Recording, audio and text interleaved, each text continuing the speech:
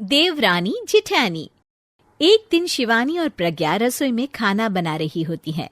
तभी प्रज्ञा को रसोई में एक चूहा दिखता है और वो जोर से चिल्ला पड़ती है, दीदी वो देखो चूहा। वो डर के स्लैब पर चढ़ जाती है।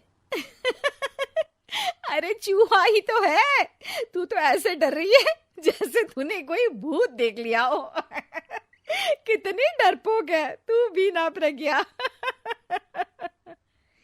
आप ज्यादा हंसो मत दीदी, हर इंसान को किसी ना किसी चीज से डर लगता है। लगता होगा, पर मुझे तो किसी चीज से डर नहीं लगता। मैं तो बहुत बहादुर हूं, पर तू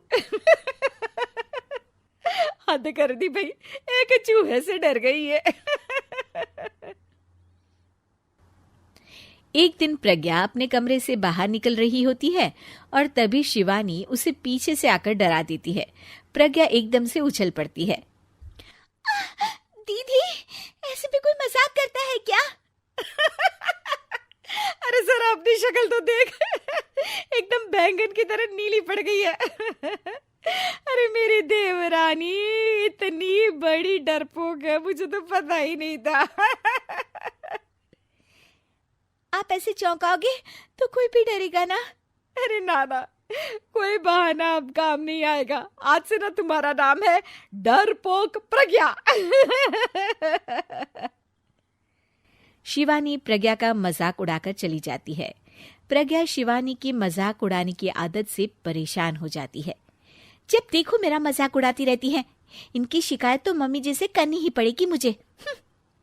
प्रज्ञा अपनी सास के पास जाती है और उन्हें सारी बात बताती है कि किस तरह उसकी जेठानी उसके डर का मजाक उड़ाती है।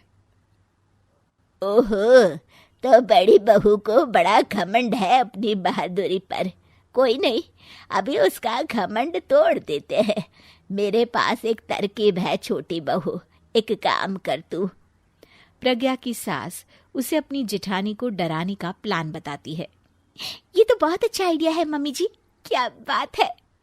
आइडिया सुनकर लग रहा है कि आप अपने बचपन में काफी शरारती रही होंगी मम्मी जी।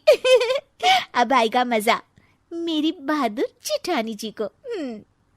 प्रज्ञा अपनी जेठानी को डराने का एक प्लान बनाती है।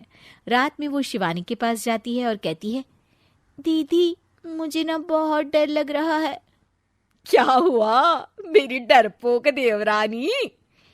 दीदी मैं छत पर गई ना तो मुझे ऐसा लगा कि कोई वहां है। ऐसा लगा जैसे मुझे कोई वहां देख रहा था, जैसे कोई साया। अरे क्या बक रही हो, तेरा वहम होगा। नहीं दीदी, आप चलो ना प्लीज मेरे साथ, मुझे तो बहुत डर लग रहा है। मेरी एक साड़ी सूख रही थी, वही लानी है। प्लीज आप चलिए ना ऊपर मेरे साथ। ओफो, चल। प्रज्ञा शिवानी को बहाने से छत पर ले जाती है और वो उसके पीछे चल रही होती है। ले आ गए हम छत पर, कहाँ है भूत, दिखा, कहीं तो है नहीं। तभी प्रज्ञा चुपके से सीढ़ियों पर छुप जाती है और शिवानी छत पर अकेली रह जाती है। अरे प्रज्ञा कहाँ चली गई? प्रज्ञा एकदम से सीढ़ियों का दरवाजा बंद कर देती है। अब शिवानी को डर लगने लगता है। मैं नीचे चली जाती हूँ। लगता है प्रज्ञा भी नीचे ही चली गई है। तभी उसके सामने एक खुले बाल सफेद साड़ी में औरत खड़ी होती है।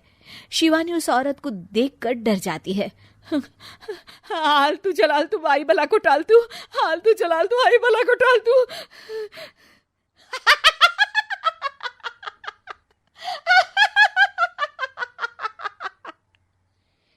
चुड़ैल की हंसी सुनकर शिवानी बुरी तरह डर जाती है। नहीं, मुझे छोड़ दो, भगवान के लिए मुझे छोड़ दो। नहीं, मैं तुझे नहीं छोड़ूंगी, मैं तेरा खून पी जाऊंगी। तभी चुड़ैल की हंसी उसकी सास की हंसी में बदल जाती है।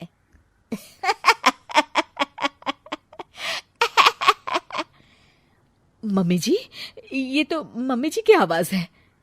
शिवानी आंख खोलती है तो सामने उसकी सास चुड़ैल का मेकअप करके खड़ी होती है और प्रज्ञा और उसकी सास जोर जोर से हंस रहे होते हैं। क्यों मेरी बहादुर जेठानी जी, आप तो कहती थी कि आप किसी से नहीं डरती। ये तुमने अच्छा नहीं किया प्रज्ञा। और सासू माँ, आप भी इसके साथ मिलकर। और नहीं तो क्या बहू, तुम अब मेरी छोटी बहू का ऐसे मजाक बनाओगी तो मुझे तो चुड़ैल बनना ही पड़ेगा ना। प्रज्ञा और उसकी सास और जोर जोर से हंसने लगते हैं और शिवानी गुस्से में नीचे चली जाती है।